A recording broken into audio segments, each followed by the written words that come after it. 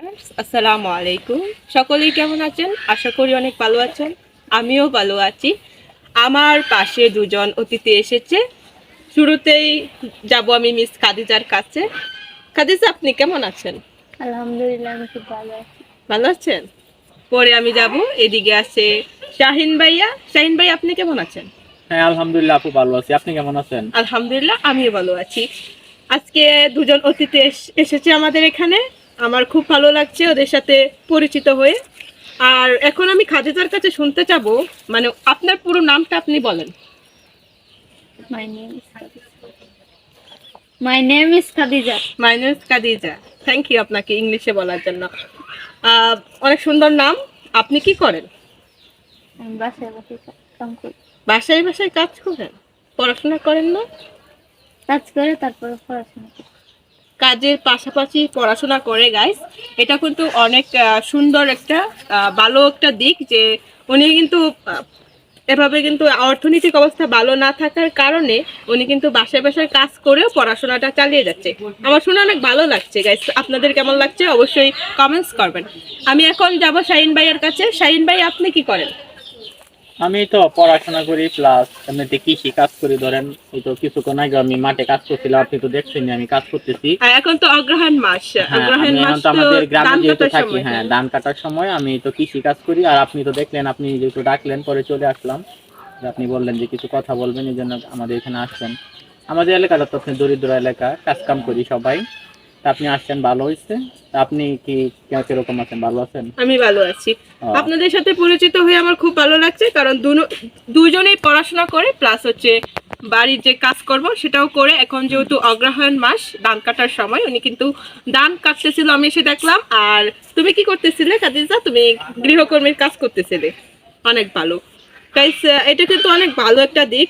তাহলে পড়াশোনা তো করেন। আপনি কোন ক্লাসে পড়েন শাহিন ভাইয়া?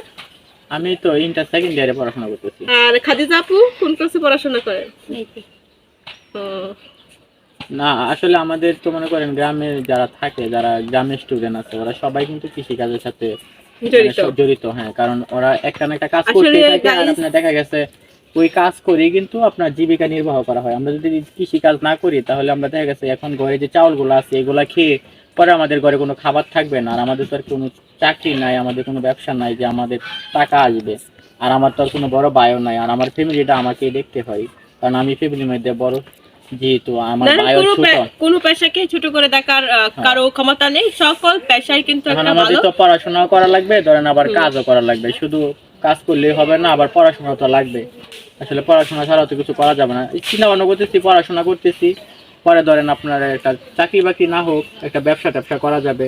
পড়াশোনা করলাম, ফ্যামিলিতে টুকটাক কাজ করলাম, এই আর কি। সবকিছু মিলায় ভালোই হলো। আমরা এই পর্যায়ে জানবো আসলে এখন যে আপনার তো একটা মানে স্বপ্ন আছে, আপনি কি হবেন বড় হয়ে? খাদিজার কাছে জানতে চাবো। ডাক্তার। আপনি একটু শুনতে পাচ্ছি না, আপনি একটু জোরে বলেন। ডাক্তার। ডাক্তার হবেন? অনেক ভালো। আর শাহিন ভাই, আপনি কি হবেন? কি ভাবছেন এই মুহূর্তে এসে, যে জীবনের এই পর্যায়ে এসে? আমি জীবনের পর্যায়ে সেটাই ভাবতেছি যে আসলে মনে করেন আমরা তো মধ্যবিত্ত ফ্যামিলি। আসলে স্বপ্ন তো অনেকেই আছে, সবকিছু তো বাস্তবায়ন করা সম্ভব না।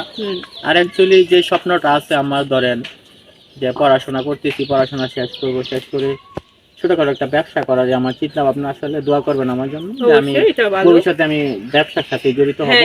আমি একটা বিজনেস শুরু করব, ছোট হোক সেটা। আমার স্বপ্ন যে আমি একটা বিজনেস করব, যে ব্যবসা করব। আর আমি বাবা মার সাথে থাকতে চাই এবং বাবা মাকে সারা জীবন সাপোর্ট দিতে চাই, বাবা মার পাশে। এটা অনেক ভালো। আপনার এটা অনেক মহৎ পেশাটা। আপনার পেশাটা ভবিষ্যতে মহৎ হবে, এটা আমি দোয়া করি। আর গাইস, ওনারা অনেক ভালো মানুষ, গ্রামের সহজ সরল মানুষ। ওনাদের সাথে সময় কাটিয়ে আমার খুব ভালো লাগছে। আপনাদের কাছে কেমন লাগছে তা অবশ্যই কমেন্টস করে জানাবেন গাইস। ওনাদের ইন্টারভিউ বা ধরেন কথাবার্তা কথোপকথনে আমার অনেক ভালো লেগেছে।